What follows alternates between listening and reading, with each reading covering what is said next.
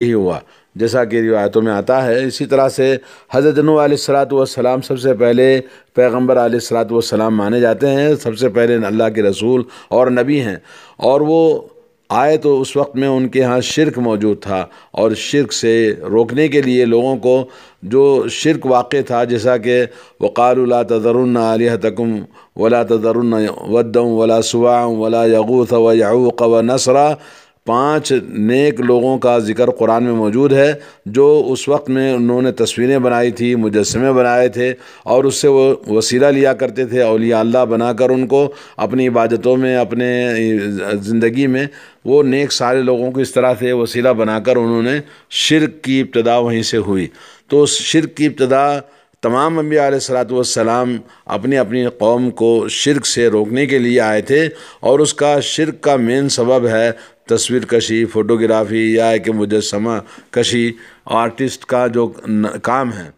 تو اس سلسلے میں پہلے ہمیں یہ بات سمجھنے کے بعد آئیے ہم تصویر کشی کی 2 قسمیں ہیں۔ تصویر ایک تو وہ ہوتی ہے جس میں جان نہیں ہوتی، اور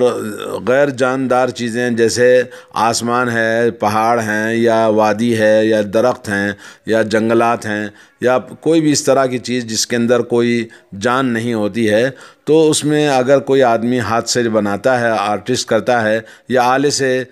بناتا ہے، یا تصویر کشی کرتا ہے، تو اس میں مخلوقات کا، ایسی مخلوقات جس کے اندر روح نہیں ہے، تو وہ جائز ہے۔ جیسا کہ ہمیں ملتا ہے روایت میں، حضرت ابن عباس رضی اللہ تعالیٰ عنہ نے ایک آرٹسٹ کو دیکھا جو تصویر کشی کرتا تھا، تو اس سے آپ نے فرمایا ان كنت لابد فاعلا فاصنع الشجر وما لا نفس له، اگر تم کو تصویر کشی کرنا ہی ہے تو ایسی تصویر کشی کرو جیسے درخت ہیں، یا ایسی چیزیں جس کے اندر جان نہیں ہے۔ اور ایک روایت میں ہے کل شیء لیس فیہ روح، ہر وہ چیز جو تصویر کشی کی جائے جس میں روح نہ ہو تو کوئی حرج نہیں ہے۔ اور یہ حدیث روایت آتی ہے بخاری شریف کے اندر، اور صحیح مسلم کے اندر موجود ہے، اور یہ دلالت کرتا ہے کہ ایسی تصویر کشی جو درخت ہیں، یا پہاڑ ہیں، وادی ہے، یا ایسے چیزیں خوبصورت مناظر جس میں جان نہیں ہے، تو اس کے کرنے میں کسی کا اختلاف نہیں ہے، جائز ہے کلی طور پر۔ دوسری قسم ہے وہ تصویر کشی کی چیزیں جس کے اندر جان ہوتی ہے، مثلا انسان ہے یا حیوان ہے، تو اس میں اس کی 2 قسمیں ہیں۔ وہ ہے جس کو آدمی اپنے ہاتھ سے بناتا ہے، دیوار پر ہو یا کہیں بھی، جیسے ہاتھ سے دیوار پر تصویر بنائے، یا ایک پتھر میں کندہ کرے، یا ایک کپڑوں پر جو فوٹو لگائے جاتے ہیں، یا اس طرح کی انسان کی ہو یا حیوان کی ہو، یہ تمام چیزیں اسلام میں کلی طور پر حرام ہے، اور کبیرہ گناہوں میں سے کبیرہ گناہ کہا ہے علماء نے۔ اور حضرت علی بن ابی طالب رضی اللہ تعالیٰ عنہ کی حدیث ہے، جو انہوں نے ابو الحیاج الاسدی رحمہ اللہ سے کہا تھا، الا ابعثک علی ما بعثنی علیہ رسول اللہ صلی اللہ علیہ وسلم اللہ تدع صورتا الا طمستھا، فرمایا کہ میں تمہیں اسی کام کے لیے نہ بھیجوں جس کام کے لیے مجھے رسول اللہ صلی اللہ علیہ وسلم نے بھیجا تھا، وہ یہ کہ میں کہیں بھی کوئی تصویر دیکھوں تو اس کو ملیا میٹ کر دوں، اس کو مٹا دوں اور اس کو ختم کر دوں۔ یہ صحیح مسلم کی حدیث ہے، اور حدیث نمبر ہے 969۔ اسی طرح سے اس کے اندر یہ ہے کہ اللہ تعالیٰ کی مخلوق جو اللہ نے جاندار بنائی ہے، اس کے مشابہت پائی جاتی ہے، اور اس ویسے ہی بنانے سے نبی علیہ الصلوۃ والسلام نے سختی سے منع کیا ہے۔ جو اللہ تعالیٰ کی خلقت کی مشابہت کرنے کی وجہ سے اس آدمی کو شدید عذاب دیا جاتا ہے۔ صلی اللہ علیہ وسلم نے فرمایا اشد الناس عذابا یوم القیامت الذین یضاہون بخلق اللہ، قیامت کے دن سب سے شدید عذاب ان لوگوں کو دیا جائے گا جو اللہ تعالیٰ کی مخلوق کے مشابہ تصویر کشی کرتے ہیں یا تصویر مجسمے بناتے ہیں، اور یہ شدید عذاب کا مستحق ہے۔ یہ صحیح بخاری اور صحیح مسلم کی حدیث ہے۔ اور حدیث ہے نبی کریم صلی اللہ علیہ وسلم نے فرمایا، اللہ عز و جل سے روایت کرتے ہیں، یعنی حدیث قدسی ہے،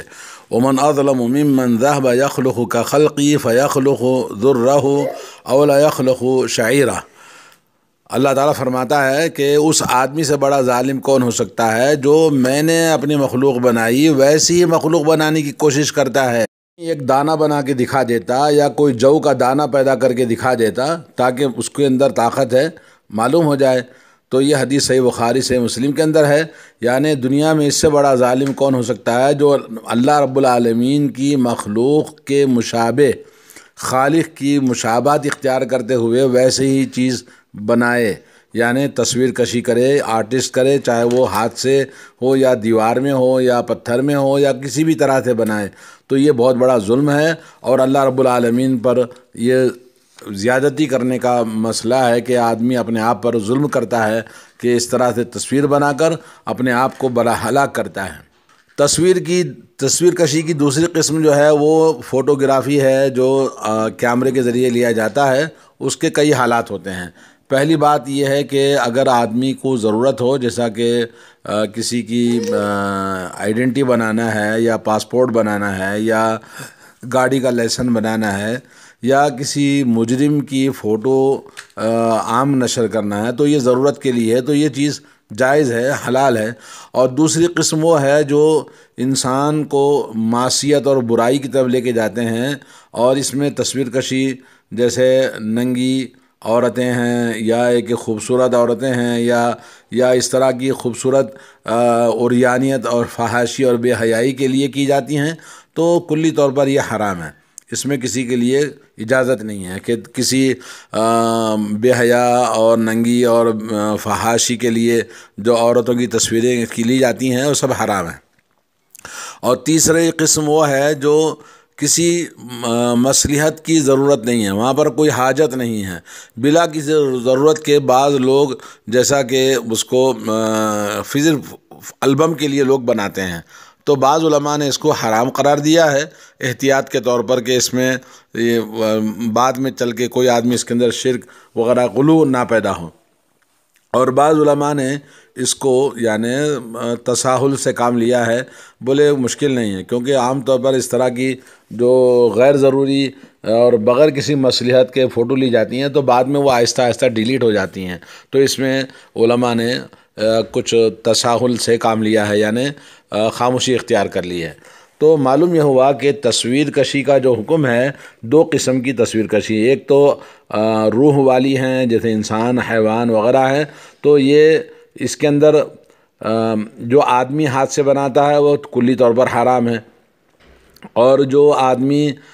ارواح یعنی روح والی تصویریں بنائی جاتی ہیں، اس میں آلے سے جو بنائی جاتی ہیں اس کے تین قسمیں ہوئی۔ ایک یہ کہ اگر جس کی ضرورت ہے اس کے لیے فوٹو، جیسا کہ آج کل ہر جگہ فوٹو کی ضرورت پڑتی ہے تو وہ تو جائز ہے، اور دوسرا یہ کہ جس کے لیے یعنی حرام ہے، بے حیائی کو عام کرنے کے لیے، کسی بھی چیز کو فروخت کرنے کے لیے مختلف قسم کے ہیرو ہیروئن کی فوٹویں نکال کر نشر کی جاتی ہیں پبلسٹی کے لیے، تو یہ حرام ہے۔ اور تیسری جو بلا مصلحت کے کسی خاص ضرورت نہیں ہے لیکن ایسے ہی فوٹو لی جاتی ہے، تو اس کو بعض علماء نے حرام قرار دیا، اور بعض نے کہا کہ یہ یعنی بعد میں اس کو ڈیلیٹ ہو جاتا ہے تو کوئی مشکل نہیں ہے۔ تو باقی جو بلا روح والی چیزیں ہیں جس میں درخت ہیں، پہاڑ ہیں، مختلف خوبصورت سینریز ہیں، پانی ہے، جھیل ہے، پھول ہیں، اس طرح کی چیزیں تو جائز ہے، اس میں کسی کا کوئی اعتراض نہیں ہے، سب علماء نے اجازت دی ہے۔ تو یہاں آپ کو ہم بتاتے ہیں تصویر کشی کے کیا مفاسد ہیں، کیا خرابیاں ہیں۔ نمبر ایک یہ کہ اللہ رب العالمین کی خلقت کے مشابہت کو پھر اس کے مقابل میں، اس کے ٹکر میں کوئی آدمی تصویر کشی کرتا ہے، جیسے اللہ نے بنایا انسان ہے، حیوان کوئی بھی، تو ویسے ہی تصویر کشی کرنا اللہ عز و جل، اللہ سبحانہ و تعالیٰ کے یہ فعل میں، اس کے اقوال میں، اس کے صفات میں یہ طرح کا شرک ہے اور شریک کرنا ہوا، تو اور اس کے مثل بنانا، گویا پارٹنر شریک ہوتا ہے اس کے اللہ تعالیٰ کی بنائی ہوئی چیزوں کے مقابلے میں یہ بھی بنا کے دکھاتا ہے، تو یہ اس کا پہلا فساد ہے کہ اللہ رب العالمین کو ناراض کرنے والی چیز ہے۔ دوسری چیز یہ کہ اس کے مفاسد میں سے کہ تصویر جو ہے وہ انسان کو تعظیم کی طرف لے جاتی ہے، غلو کی طرف لے جاتی ہے، اور جیسے مجسمہ ہے، اسٹیچو ہے، کیوں بناتے ہیں؟ کیونکہ وہ اس سے لوگ اس کا احترام کرتے ہیں، بولے یہ فلاں ہے، فلاں ولی ہے، کوئی بڑا لیڈر ہے، تو یہ شرک کی اندر واقع ہونے کا سبب بنتا ہے، جیسا کہ نوح علیہ السلام کی قوم کے اندر سورہ نوح کے اندر 5 لوگوں کا اللہ تعالیٰ نے ذکر کیا ہے۔ اور تیسرا اس کا فساد یہ ہے کہ فرشتے اس گھر میں داخل نہیں ہوتے جس میں تصویر ہوتی ہے، جیسا کہ حضرت عائشہ رضی اللہ تعالیٰ عنہ کی حدیث ہے، ان البیت الذی فیہ الصور لا تدخلہ الملائکہ، کہ وہ گھر جس کے اندر تصویریں ہوتی ہیں اس گھر میں فرشتے داخل نہیں ہوتے، جیسا کہ یہ حدیث صحیح بخاری اور صحیح مسلم کے اندر آئی ہے۔ لوگ آج کل بہت سارے اپنے گھروں میں تصویریں آویزاں کرتے ہیں اپنے پرانے خاندان کے بڑے بزرگوں کی، اور اس سے